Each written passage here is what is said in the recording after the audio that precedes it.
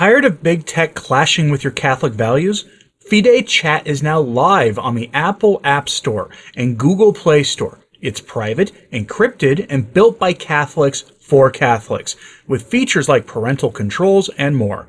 Connect securely with family, friends, and groups. Download Fide Chat at fide.email. Technology without compromise. I have an update on the Opus Dei situation. They're trying to break up Opus Dei, but they may not be able to. And the reason it goes back to why they didn't crush the Legionnaires of Christ. Remember Maciel? Maciel? Before McCarrick, there was Maciel. Monster of a human being. A monster of a priest. A man who should never have been in the priesthood, let alone founding and running essentially a priestly fraternity, but here we are. That's what he did. And after all of his wickedness was exposed and played out through the media and in Vatican hearings and all the rest of it, the Legionnaires of Christ still exist. They still have seminarians.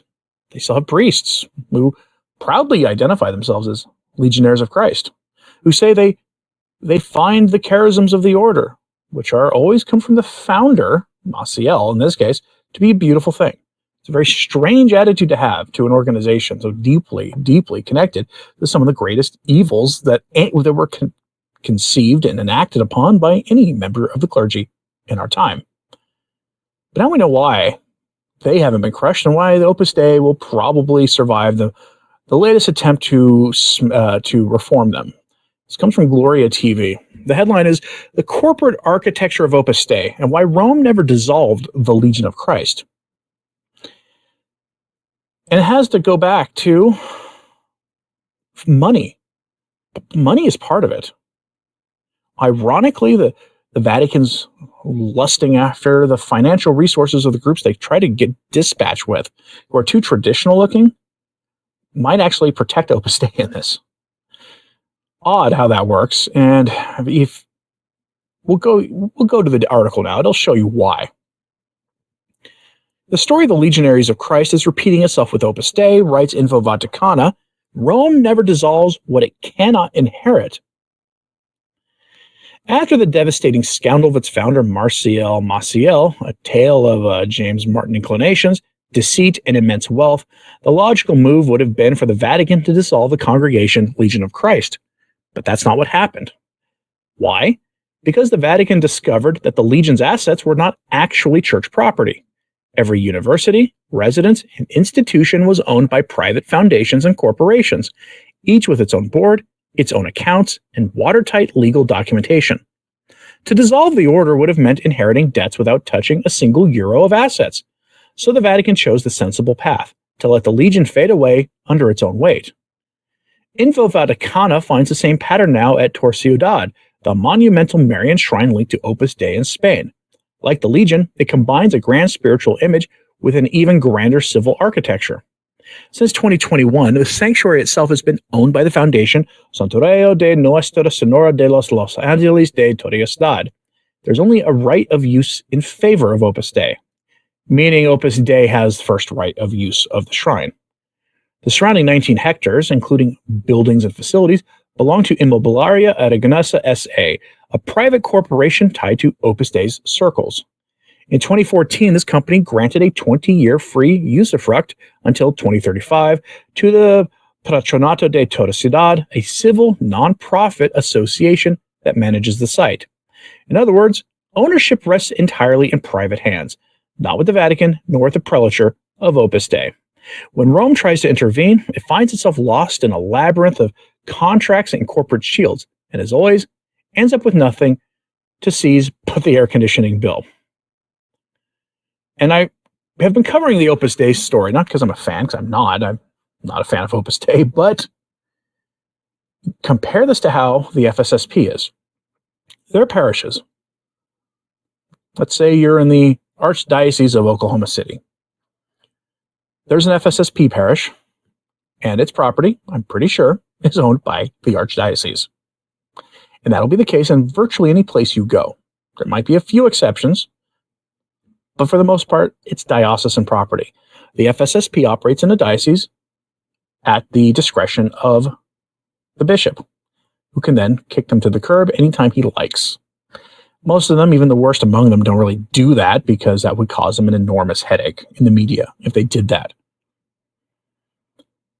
But that is why, if you were going to place a bet on who will be dissolved first, fully dissolved, gone completely as an entity, it probably won't be Opus Dei, just like it won't be the Legionnaires of Christ, because everything about them, other than the organization itself, all the real assets belong to private groups, not the church.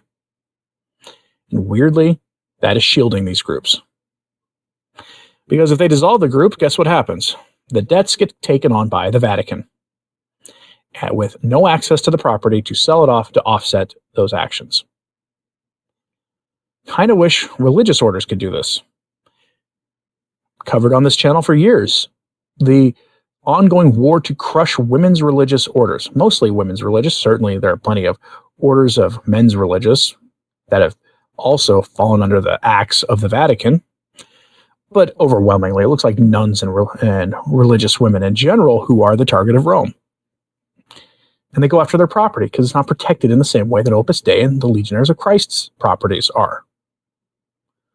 Maybe, in the future, these religious orders can protect themselves in the same way that the Vatican has allowed the Legionnaires of Christ and Opus Dei to protect themselves. Now, that's probably not going to happen. It's probably why all these reform efforts have gone underway, as they dismantle Catholic institutions and replace them with the ape synodal churches institutions.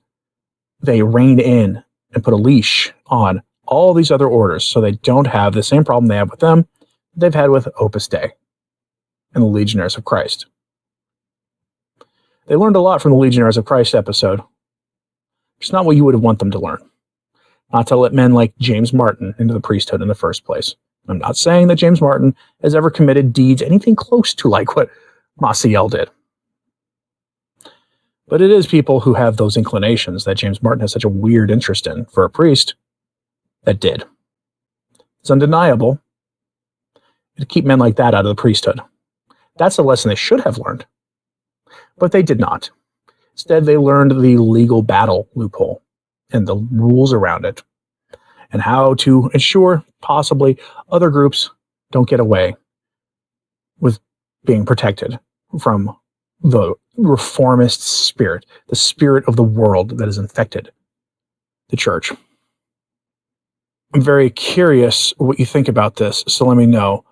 When do you think Rome will require the FSSP and the Institute of Christ King celebrate the Anno Mass in Latin on occasion in order to promote unity, even though it's not in their charter? Not only is it not in their charter, they're actually canon law says you can't force a priest to offer a particular mass. I do think it's coming, though. I don't know when. Probably it will be after Leo addresses the traditional mass issue more broadly. Maybe even in that document. Whenever that happens. I don't expect he'll do it this year. Probably not even next year. He'll probably leave traditionalists hanging until he finally decides to act. But we'll see. I am not a believer that the FSSP are protected. They got a handwritten promise written on a napkin or a sheet of paper by Pope Francis that he signed, and he wrote it out in a formal way. It was a handwritten thing. The FSSP posted it to their website. It never appeared in the actual log of the official acts of the papacy, though. But their promise was to be able to offer the traditional mass in perpetuity forever. We'll see. Traditionis Custodes made it clear that every single Catholic who goes to the traditional mass is to be re-educated and taught about how wonderful the reform of the church was, and how we should just basically ignore all the chaos that came after. I expect it'll be sooner rather than later, though. Let me know what you think about all this in the comments, please. Hey, like or subscribe if you haven't. It does help. Sharing this on social media helps a lot, too. Please pray for everybody here and everybody we talked about today, especially Cardinal Supich.